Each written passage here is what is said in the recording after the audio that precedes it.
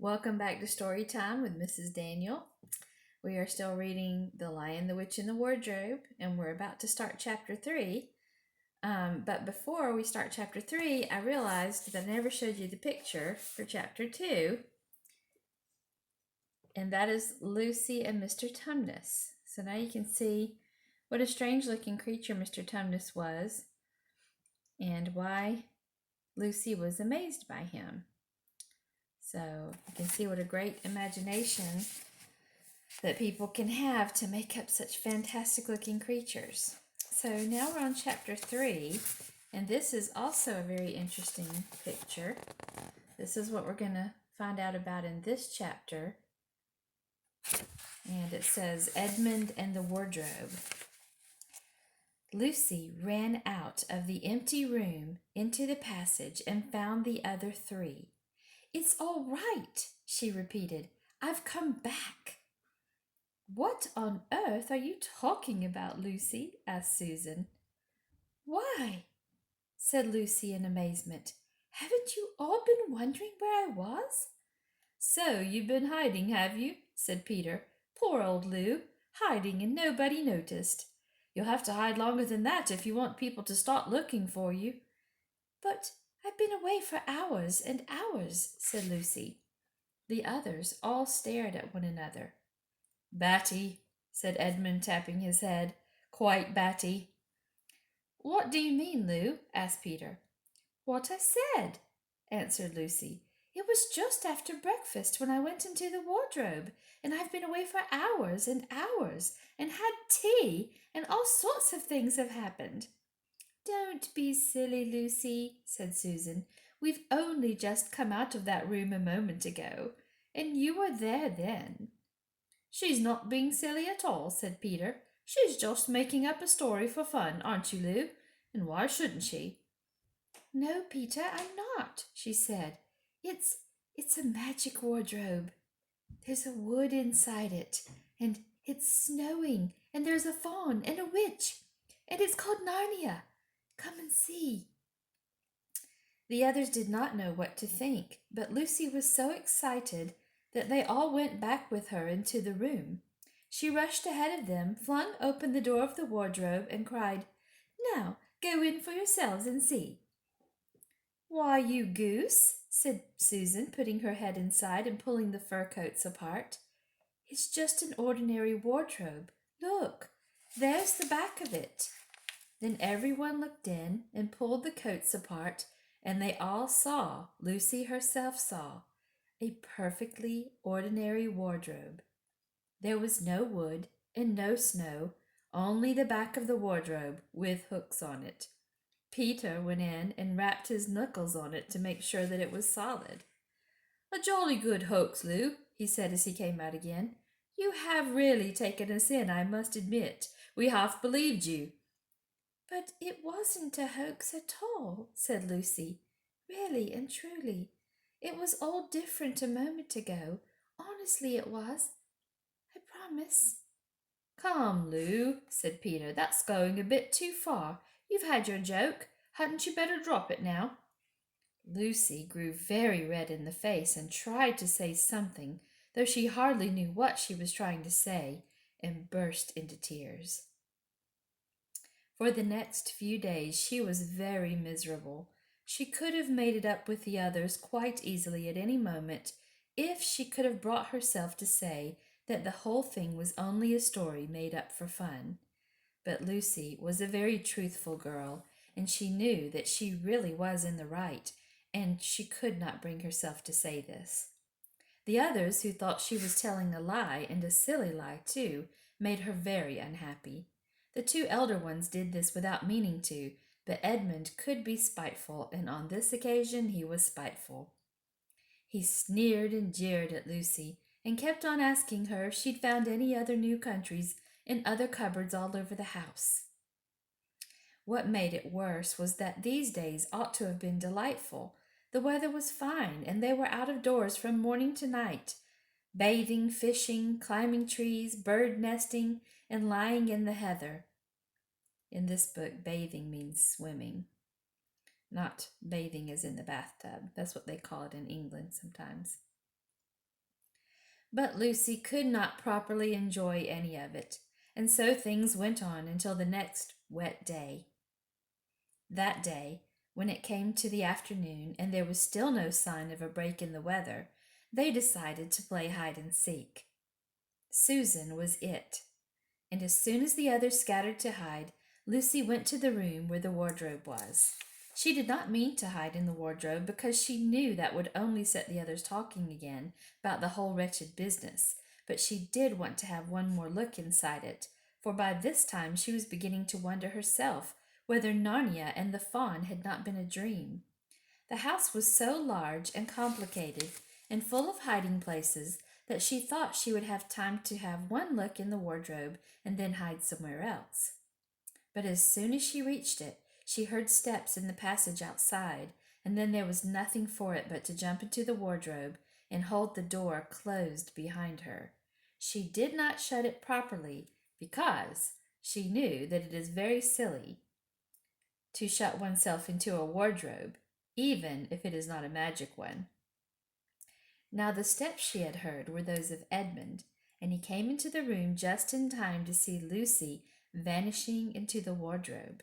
He at once decided to get into it himself, not because he thought it a particularly good place to hide, but because he wanted to go on teasing her about her imaginary country.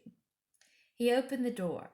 There were the coats hanging up as usual, and a smell of mothballs, and darkness and silence, and no sign of Lucy. She thinks I'm Susan come to catch her, said Edmund to himself, and so she's keeping very quiet and at the back. He jumped in and shut the door, forgetting what a very foolish thing this is to do. Then he began feeling about for Lucy in the dark.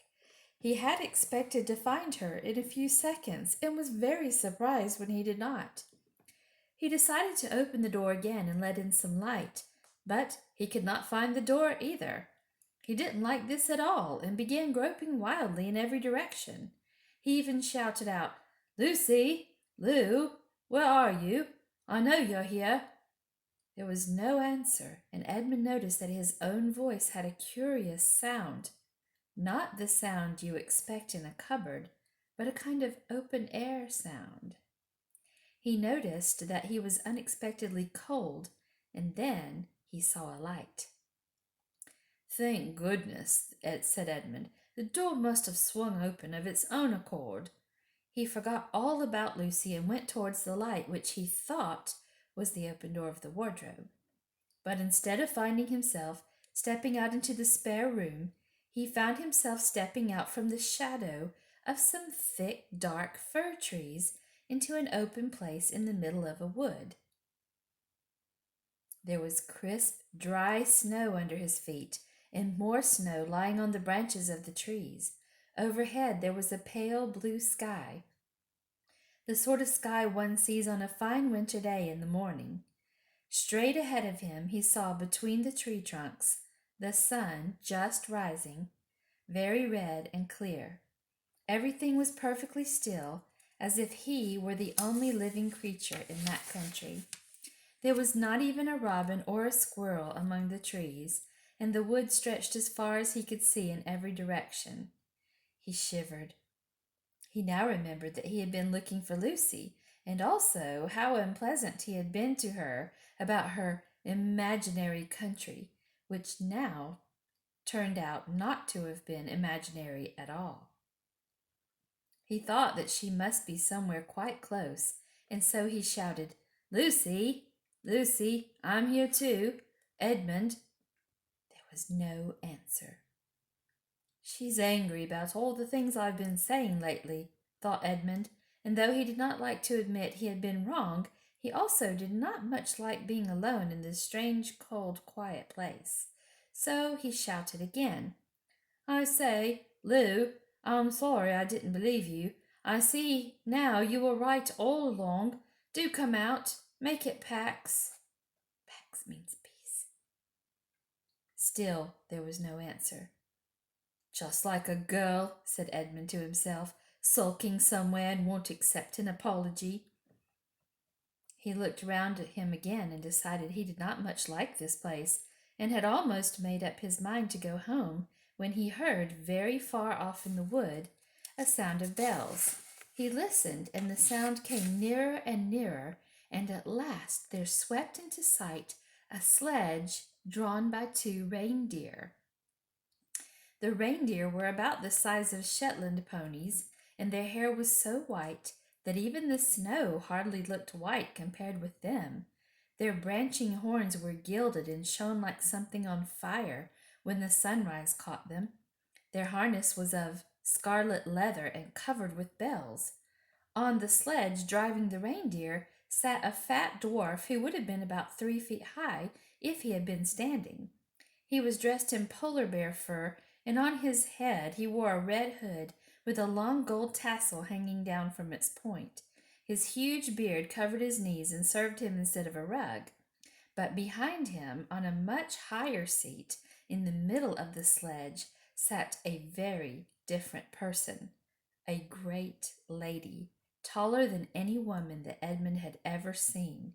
She was also covered in fur, white fur up to her throat, and held a long, straight golden wand in her right hand, and wore a golden crown on her head.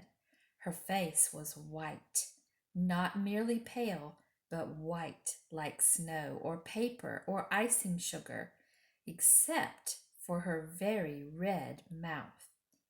It was a beautiful face in other respects, but proud and cold and stern. The sledge was a fine sight as it came sweeping towards Edmund, with the bells jingling, and the dwarf cracking his whip, and the snow flying up on each side of it. "Stop!" said the lady, and the dwarf pulled the reindeer up so sharp that they almost sat down. Then they recovered themselves and stood champing their bits and blowing. In the frosty air, the breath coming out of their nostrils looked like smoke. "And what, pray, are you?" said the lady, looking hard at Edmund. My name's Edmund," said Edmund rather awkwardly. He did not like the way she looked at him. The lady frowned. "Is that how you address a queen?" she asked, looking sterner than ever. I beg your pardon, your majesty. I didn't know," said Edmund. "Not know the Queen of Narnia!" cried she. "Ha! You shall know us better hereafter. But I repeat, what are you?" "Please, your majesty," said Edmund, "I don't know what you mean. I'm at school. At least I was. It's the holidays now." We're going on to chapter 4 in the next video.